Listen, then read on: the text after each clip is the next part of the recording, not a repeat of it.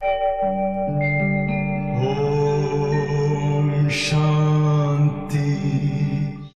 ओम शांति। आज 1 जुलाई 2026 दिन बुधवार की साकार मुरली। आइए अब सुनते हैं मीठे मीठे बाप दादा के मधुर महावाक्यों को। मीठे बच्चे, सारी दुनिया को शांति देना एक बाप का ही काम है, इसलिए कहते हैं हे शांति देवा।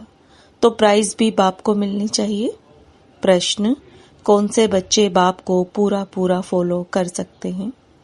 उत्तर, जो बाप के समान पावन बनते हैं वही पूरा पूरा फॉलो कर सकते हैं।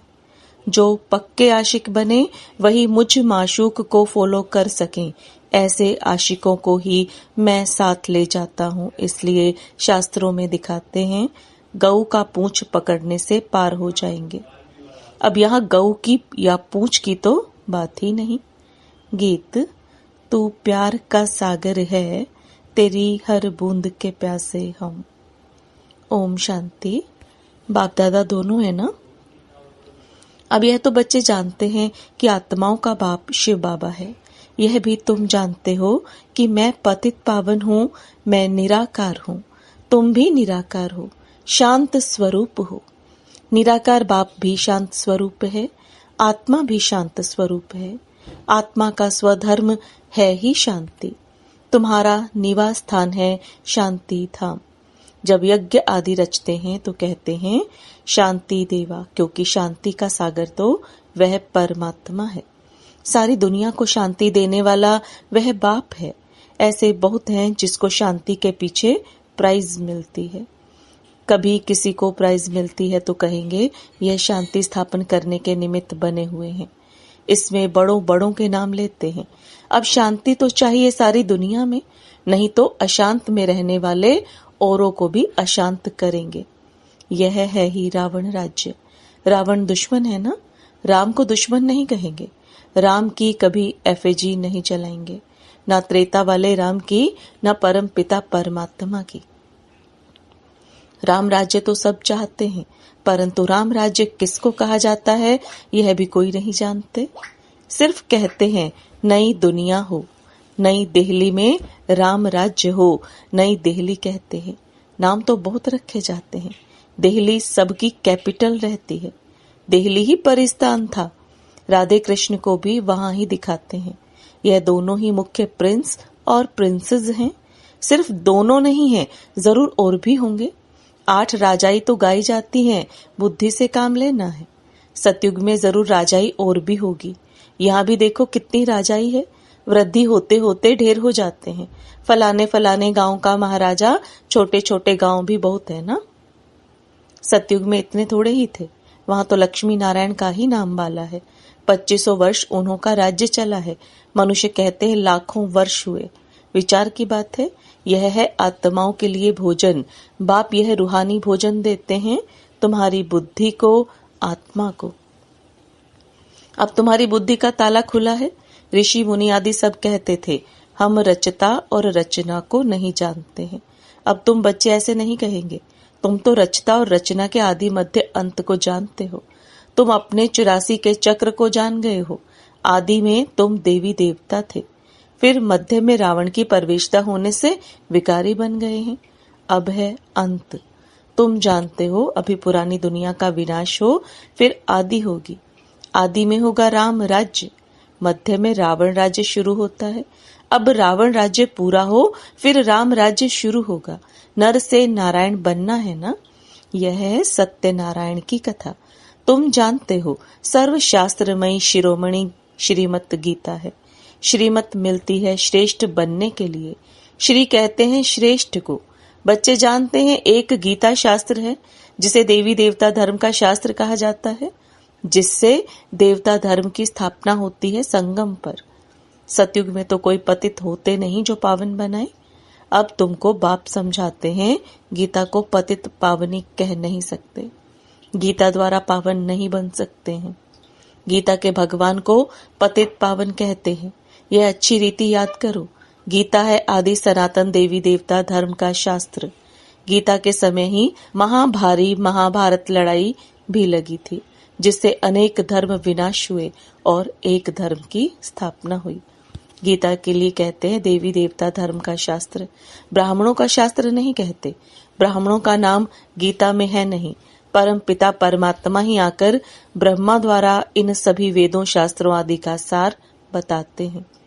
अब तुम समझते हो सतयुग में तो ब्राह्मण होते नहीं, वहां है लक्ष्मी नारायण, देवताएं, ब्रह्मा के बाद है विष्णु। चित्रों में भी दिखाया है, ब्रह्मा द्वारा स्थापना विष्णुपुरी की। ब्रह्मा और विष्णु इकट्ठे तो नहीं होंगे। ब्रह्मा द्वारा देवी देवता धर्म की स्थापना होगी।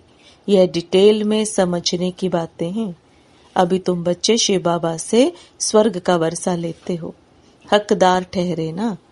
मुख्य धर्म शास्त्र हैं 4। श्रीमद् भगवत गीता है नंबर 1 शास्त्र, जिससे नंबर 1 धर्म की स्थापना होती है। फिर होते हैं इस्लामी, बौद्धी। एक गीता ही है जिसमें श्रीमद् भगवत गीता लिखा हुआ है और कोई शास्त्र में श्रीमत नहीं है। श्रीमत इस्लामी व श्रीमत बोधि शास्त्र नहीं गाया जाता।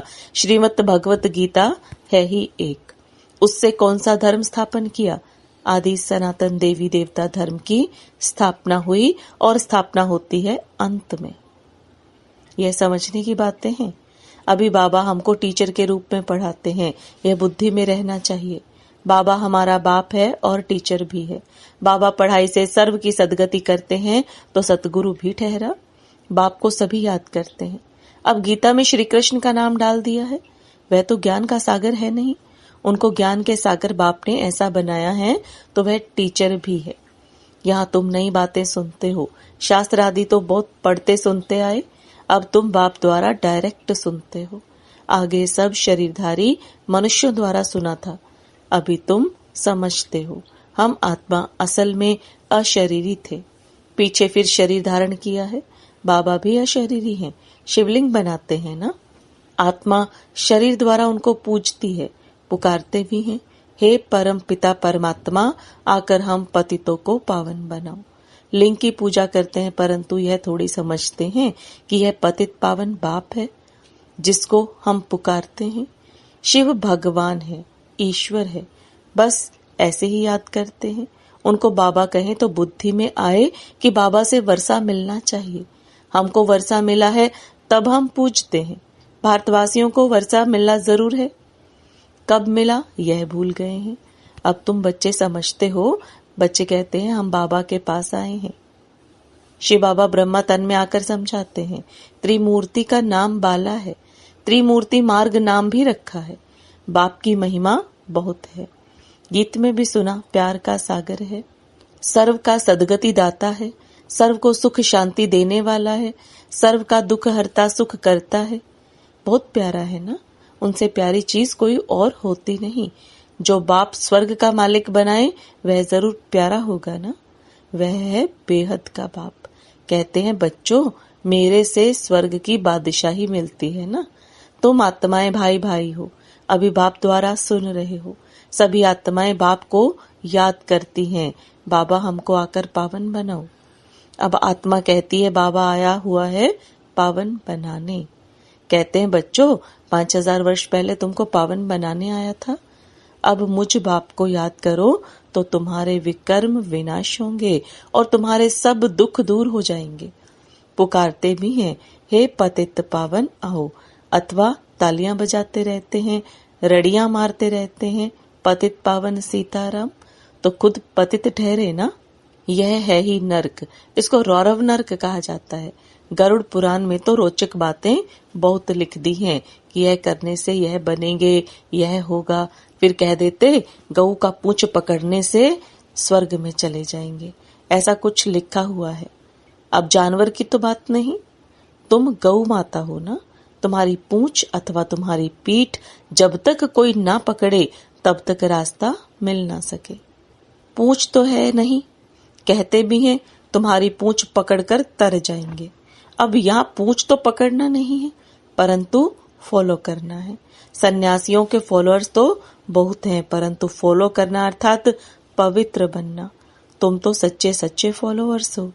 शिव बाबा कहते हैं मैं आया हूँ तुम सबको वापस ले जाने। तुम मुझे याद करो तो तुम्हारे पाप भस्म हो जाएंगे। पावन बनने बिगर फॉलो कर नहीं सकेंगे। शिव बाबा को पूरा फॉलो करना है। तुम यहाँ बैठे हो फॉलो करने के लिए। भक्ति मार्ग में भी मुझे याद करते आए हो। तुम जानते हो आत्माएं आशिक हैं, परमात्मा माशूक है। आत्माएं उनको याद करती हैं और वह आए हैं लेने लिए। कहते हैं मुझे फॉलो करो तो तुम्हारे को साथ ले जाऊंगा। कैसे फॉलो करो वह भी समझाते हैं। मैं हूं पावन, तुम हो पतित, तो जरूर पावन बनना पड़े, जरूर फॉलो करना पड़े। विकारी तो फॉलो कर ना सके। फॉलो करने के लिए मेरे समान पवित्र बनो। क्या मैं पतितों को अपने साथ शांति धाम ले जाऊंगा? इतने सब मनुष्य भक्ति, तप, दान, पुण्य आदि करते हैं मुक्ति पाने के लिए, क्योंकि यहाँ दुख है और चाहते हैं हम अपने घर वापस जाएं। बाप कहते हैं पवित्र जरूर बनना पड़ेगा। मैं पावन हूँ, तब तो तुमको पावन बनाता हूँ। आऊंगा भी ब्रह्मा के तन में। मैं रचता हूँ, मैं इस ब्रह्मा के तन में आता हूँ। दिखाते भी हैं ब्रह्मा द्वारा बाप देवी देवता धर्म की स्थापना करते हैं। तुम बीके ही जानते हो कि शिव बाबा को फॉलो करना है। बाप कहते हैं मुझे याद करो तो मैं प्रतिज्ञा करता हूँ पावन दुनिया में ले चलूंगा। और कोई उपाय है नहीं। कहते हैं पतित पावन, या तो दृष्टि ऊपर जाती है या तो पानी के तरफ देखते हैं। गंगा तो पतित पावनी है नहीं, यह तो सागर से निकली हुई नदियां हैं। अब पूंछ तो तुम्हारा पकड़ना चाहिए। बाप कहते हैं तुमको पावन बनना है, मेरे को फॉलो करना है, तभी साथ चल सकेंगे। बाप कहते हैं तुम मेरे साथ रहने वाले थे, अब 84 का चक्र लगाए पतित बने हो। अब फिर मेरे को याद करो तो पावन बनेंगे। सन्यासी भी गृहस्थी को कहते हैं फॉलो करना है तो घर बार छोड़ो। बाप कहते हैं मैं परम धाम में रहता हूँ, तुम भी चलेंगे या यहाँ ही विषय सागर में रहना अच्छा लगता है?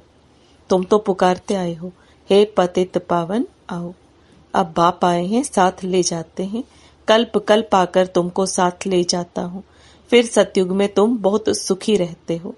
यह लक्ष्मी नारायण स्वर्ग के मालिक थे ना, इन्हों को इतना सुख देने वाला कौन? Heavenly God father. बाप याद दिलाते हैं तुम हमारी जयंती मनाते हो। परम पिता परमात्मा की जयंती सभी भारतवासी मनाते हैं। हमारा यह बर्थ प्लेस है। क्रिश्चियन थोड़े ही मानेंगे, वह तो क्राइस्ट को मानेंगे। शिव जयंती भारतवासी मनाते हैं। यह सर्व के पतित पावन बाप का बर्थ प्लेस है। बाप सबको सुख देने वाला है, सर्व को लिबरेट करने वाला है। तो बाप कितना ऊंच है। बाप जानते हैं ड्रामा अनुसार जब हमारे बच्चे बहुत दुखी हो जाते हैं तब मैं आता हूँ वर्षा देने। बाप है ज्ञान का सागर, सुख का सागर, बच्चों को वर्षा दे रहे हैं। कहते हैं मुझे फॉलो करो। यह जानते हो हम आत्मा विकारी हैं, इसलिए शरीर भी विकारी ही है। सतयुग में आप आत्मा पवित्र है तो शरीर भी पवित्र मिलता है। अब बाप कहते हैं बच्चे पावन बनो, याद से ही तमो प्रधान से सतो प्रधान बनेंगे।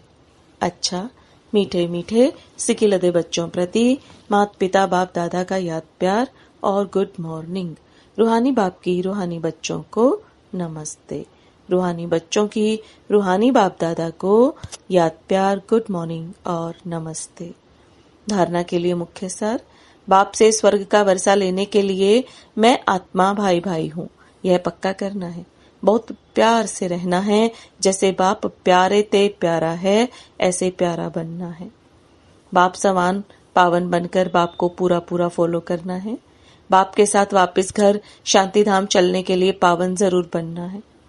वरदान, निर्बल आत्माओं में शक्तियों का फोर्स भरने वाले ज्ञानदाता सो वरदाता भव। निर्बल आत्माओं में शक्तियों का फोर्स भरने वाले ज्ञानदाता सो वरदाता भव। अब बाप दादा के वरदान को विस्तार में समझेंगे। वर्तमान समय निर्बल आत्माओं में इतनी शक्ति नहीं है जो जंप दे सके। उन्हें एक्स्ट्रा फोर्स चाहिए, तो आप विशेष आत्माओं को स्वयं में विशेष शक्ति भर करके उन्हें हाई जंप दिलाना है। इसके लिए ज्ञानदाता के साथ साथ शक्तियों के वरदाता बनो। रचता का प्रभाव रचना पर पड़ता है, इसलिए वरदानी बनकर अपनी रचना को सर्व शक्तियों का वरदान दो। अभी इसी सर्विस की आवश्यकता है। स्लोगन, साक्षी होकर हर खेल देखो तो सेफ भी रहेंगे और मजा भी आएगा। साक्षी होकर हर खेल देखो तो सेफ भी रहेंगे और मजा भी आएगा। ये अव्यक्त इशारे ज्वाला स्वरूप स्थिति में रह शक्तिशाली याद का अनुभव करो। आप महान तपस्वी आत्माएं ज्वाला रूप शक्तिशाली याद द्वारा प्राप्ति के किरणों की अनुभूति करो और कराओ। आपका तपस्वी स्वरूप औरों को देने का स्वरूप है। जैसे सूर्य विश्व को रोशनी देने की और अनेक विनाशी प्राप्तियों की अनुभूति कराता है, ऐसे आप भी अपने तपस्वी स्वरूप द्वारा शांति और शक्ति की किरणें देते रहो। ओम शांति। Om Shanti.